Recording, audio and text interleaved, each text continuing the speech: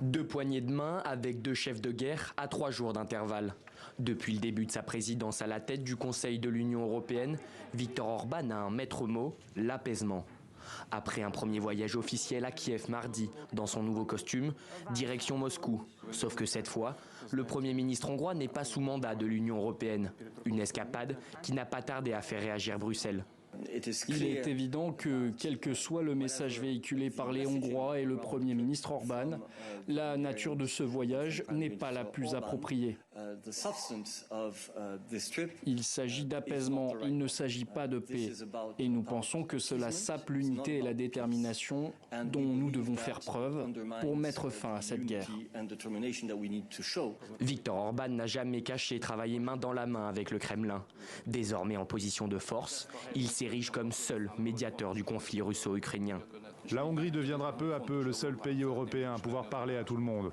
De son côté, le président russe a confirmé que cette rencontre au sommet n'était pas une simple visite de courtoisie hongroise. Je comprends que cette fois-ci, vous êtes venu non seulement en tant que partenaire de longue date, mais aussi en tant que président du Conseil européen.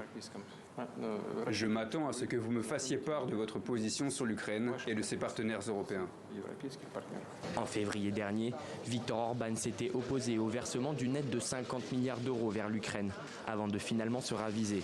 La présidence hongroise ne fait que commencer. Et notre éditorialiste Slimane Zeguidour nous a rejoint en plateau. Bonsoir Slimane. Bonsoir Clémentine. Alors une première question, Slimane, le Hongrois Viktor Orban, que l'on sait proche du Kremlin, est-ce qu'il a une carte à jouer dans la résolution du conflit entre l'Ukraine et la Russie d'abord? C'est la carte qu'il prétend jouer. Et en arrivant à Moscou, il a déclaré que cette visite était le pendant de celle qu'il avait effectuée il y a quelques jours à Kiev, et en tant que messager de la paix. Regardez le principal quotidien de Budapest, comment il titre.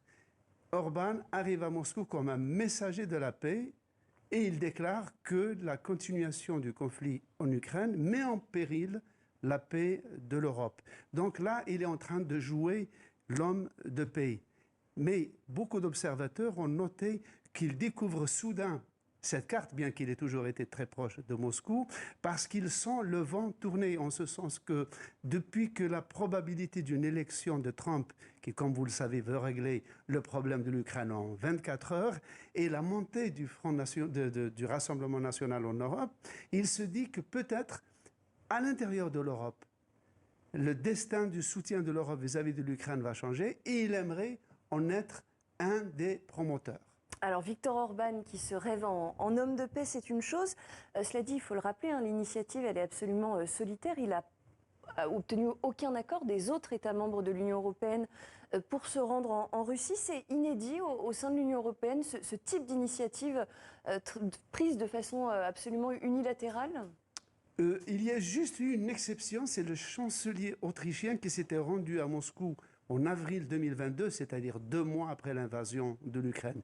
Sinon, Orban fait cavalier seul. C'est la 3e fois tout de même qu'il rencontre Vladimir Poutine depuis l'invasion de l'Ukraine. Et son propre ministre des Affaires étrangères était allé 5 fois à Moscou. Et il a d'ailleurs reçu une décoration de l'État russe. Il faut rappeler que la Hongrie dépend jusqu'à aujourd'hui à 75% pour son pétrole, pour son gaz, 80% pour son pétrole et 100% pour son combustible nucléaire de la Russie. Donc c'est un pays qui est totalement dans une situation d'obligé vis-à-vis de la Russie.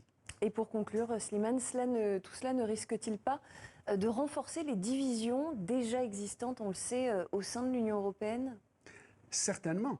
Certainement, d'autant plus que maintenant, il y a le chef du gouvernement slovaque qui lui-même est un pro-russe totalement décomplexé.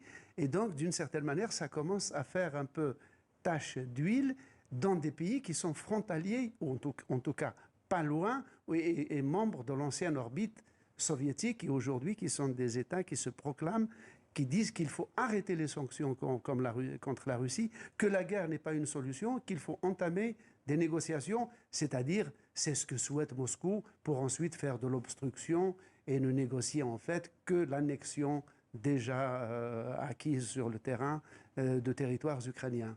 Merci beaucoup Slimane Zeguidour, éditorialiste à TV5 Monde.